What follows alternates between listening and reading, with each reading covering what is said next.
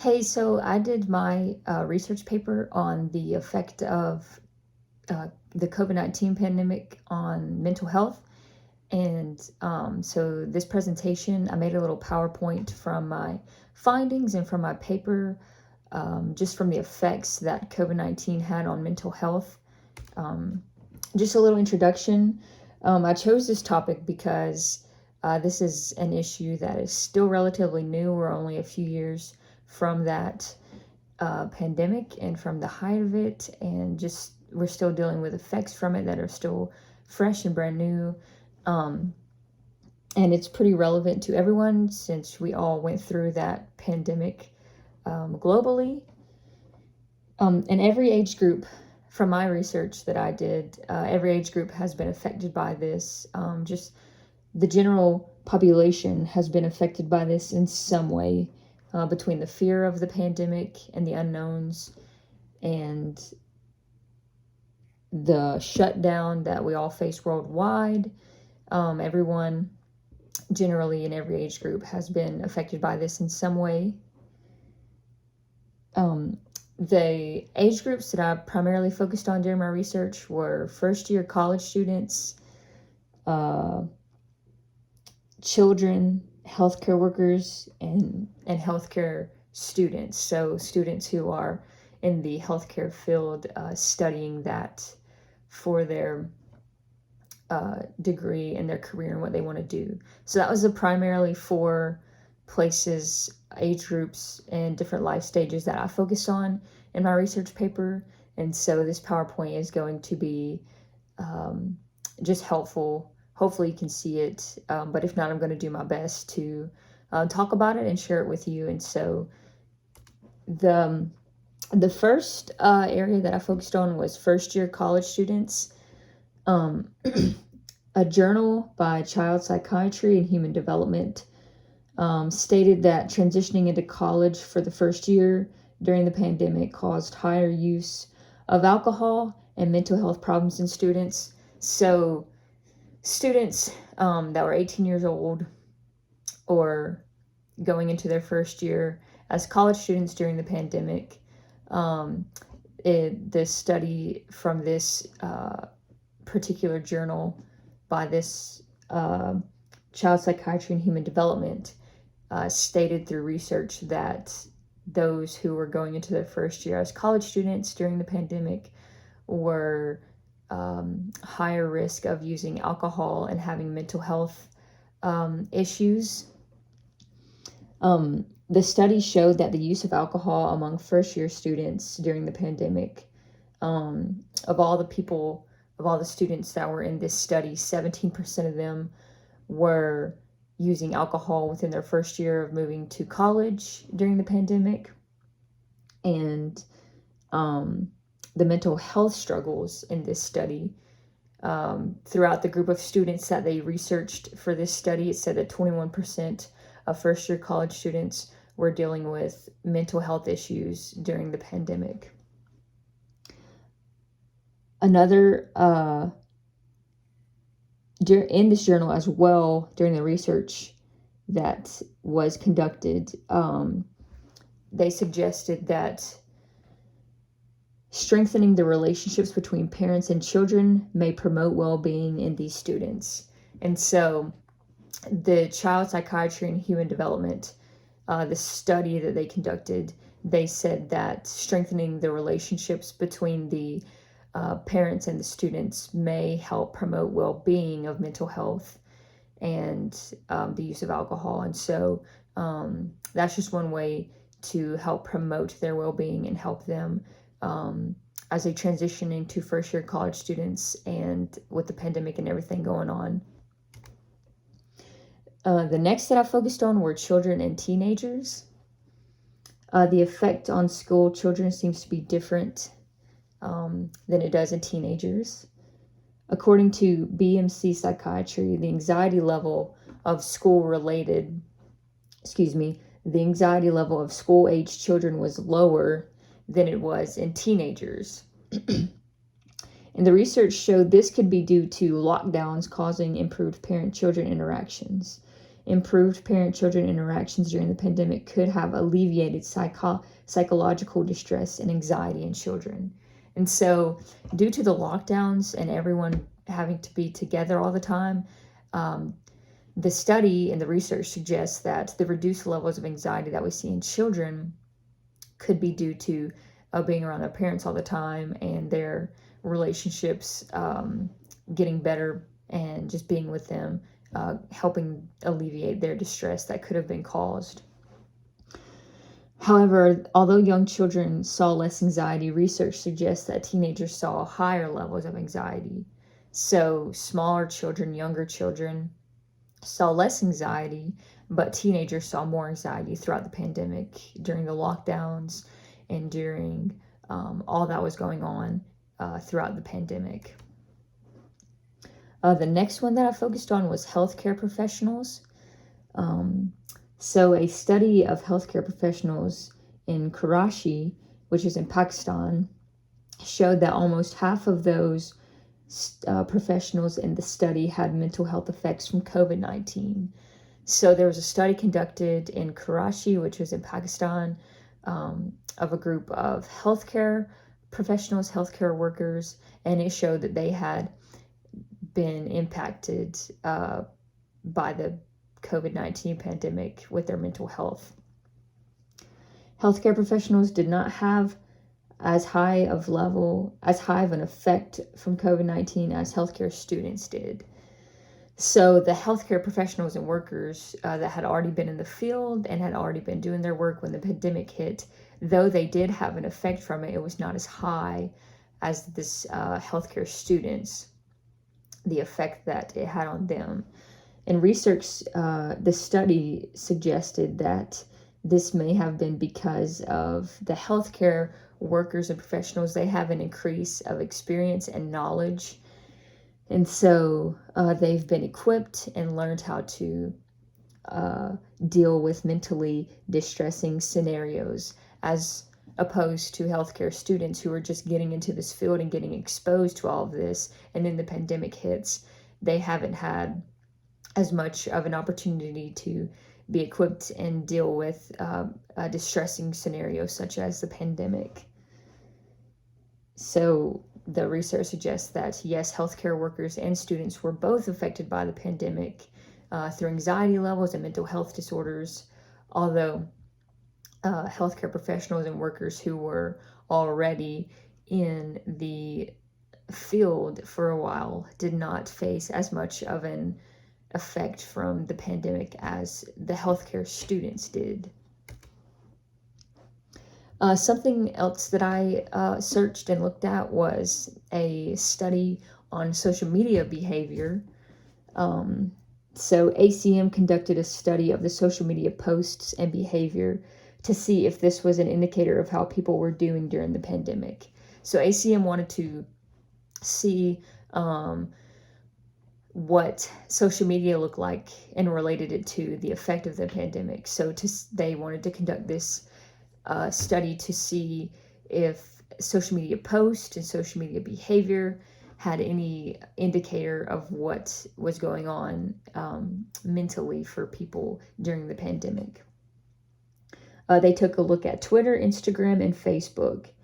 And during this, to conduct this research, they searched for keywords and phrases to indicate loneliness, depression, social anxiety, and other mental issues. So they searched keywords such as lonely, sad, anything with COVID-19, coronavirus, lockdown, shutdown. They searched all kinds of keywords to look for indicators of the mental health issues and the state of mental health through social media. The results showed that loneliness and depression had sharply increased since the pandemic. People suffering from mental health issues during the pandemic were found to be posting more during the afternoon and evening. And those that used all three platforms, which was Twitter, Instagram, and Facebook, were found to be lonelier and have lower levels of mental well-being.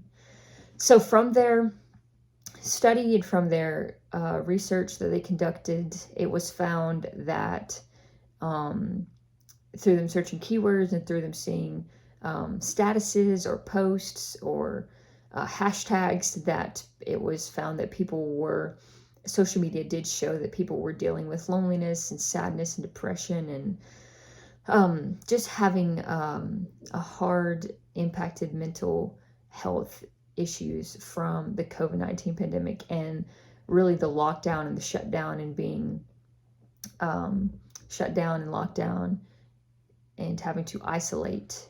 So that's what the social media behaviors looked like during the pandemic and what was going on during this time that the study was conducted from ACM. So those were the four, those were the few groups that I focused on in my research to see just the effect from children and those who were having big transitions in their life, such as going to college for the first time, and healthcare workers and healthcare students. That was the majority of the research that I was finding, and so that's what I decided to focus on. And those were a few journals and studies that were conducted for those groups. And so as we see from those groups, the mental health issues was a crisis. We see anxiety and depression and loneliness skyrocketed in healthcare students, in the general population as a whole through social media. And in first-year college students, they were dealing with mental health issues, so they coped through alcohol and through just trying to block that out. But we did see that young children, were not as impacted because of the time that they got to spend with their parents and with their families during that time. So that kind of helped them and kind of helped cope. That was kind of coping for them through this time, and they didn't really know what was going on, but they just were able to be with their parents. And so the increase in that was helpful for them on their mental health and on their stability during the pandemic. And so now I want to look at the church's response and how the church should have or could have responded. And I want to also look at one way that a church did respond, because I thought it was very helpful and just such an example for other churches of how to respond, how to care for your members and your congregation and the people in your community during this time, that mental health was an issue and emotional stability was also a crisis and something that people were dealing with as well. And so, according to Dr. Greg Johnson, there will be a growing need for communities of faith to provide space for healing. And so, Dr. Greg Johnson stated that through the pandemic and through everything that was going on, that people were going to be dealing with hurt and loneliness and all the other mental health crisis that we looked at, that people were going to be dealing with that. And so there would be a need for churches and the people of faith to have space for people to come and heal and just have opportunity to just help with their mental health, with their spiritual health, with their overall health through this time, the pandemic. According to Dr. Parnell Ryan, we must recognize the reality of mental illness. Dr. Ryan was directing this quote at Christians, which ultimately bleeds into the church, since the church is a place of Christians. So the church must recognize and be aware of the mental health illness and crisis that was going on during the time of the pandemic and the effects of that even now. And so the first step that the church must take is that they must be aware of the reality of the mental health crisis in order to respond. So being aware of the reality of the crisis of mental health from COVID-19 is the first step in order to be able to go forward and to respond and do anything with that. Because if you're not aware of it, then you won't know that there's a need for response and there's a need for action. There's a need to care for the people and to help walk alongside of the people. And so in order to even be able to respond and act, there must be the first step of awareness So you must be aware, you must take some time to research what is going on and how the people are feeling and how everyone is being affected by this. In order to respond to the need for mental health, the church must be equipped to do so. Proper training is needed so the church can respond accordingly. And so in order to even respond, once you're aware of it and you want to take action, you want to respond, the church must be properly equipped. In order to, I stated this in my paper, but not on the PowerPoint, but in order to deal with mental health, the church must be equipped to do that, because the church is very equipped to deal with spiritual realities, but mental health, there must be some equipping to do so that we can properly care for and respond to the needs of the members, the congregation, and the community. And this is the example that I was talking about that one church did. So one church took the initiative to get trained to equip their members with emotional well-being during COVID-19. Urban Alliance offered a training on building emotional resilience at the beginning of the pandemic. And so Urban Alliance offered this training so that people would be able to regulate their emotions and have emotional well-being during this pandemic, and during the time that their emotional well-being was not so great. Urban Alliance offered this training. And one church, Wethersfield Evangelical Free Church, took this training and held a seminar for their church to train them on how to be able to regulate themselves emotionally during the pandemic. And so Wethersfield Evangelical Free Church took this training and held a seminar for their church and their members. So I'm not quite sure how they held it. I'm sure it was through Zoom or online or something like that. But they did this training, and their members and their congregation could do this training. And this training was to help regulate their emotions, help them be able to have emotional stability during this time, and how to have well-being in their emotions if they were struggling or dealing with some kind of mental distress during COVID-19. So I thought that this was a good example that churches could take in order to equip their members. Another way the church can respond is by reaching out to the people of their congregation. So according to the CDC, we must recognize the importance of supporting loved ones through social media, phone calls, and video chat. So the CDC states that one of the best ways to care for loved ones during a shutdown, a lockdown, the pandemic would be through social media, video chats, emails, texting, phone calls, just being able to reach out to each other. That was very important and impactful to the state of mental well-being, is to be in contact with others, to be in contact with your church, to be in contact with your family. And so it's very important during this time that we do that. So one way that churches could respond is by reaching out and checking in on their members and their congregation and their family members to just see how they're doing. According to Dr. Ryan and Ariana, churches can promote the mental health of their members by checking up on them, as well as encouraging them to stay in contact with unbelievers who are also struggling. And so one way that the church could respond is by checking in on their members, to call them, to video chat them, just to text them even, just to check in on how they're doing and just encourage them through that and let them know that you're praying for them and thinking about them. And this is one way that well-being can be promoted, is through reaching out.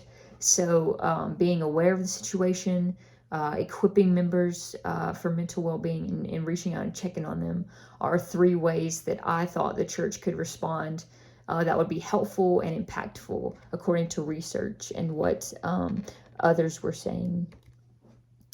And so the purpose of this research was to understand more of the mental health crisis from the COVID-19 pandemic.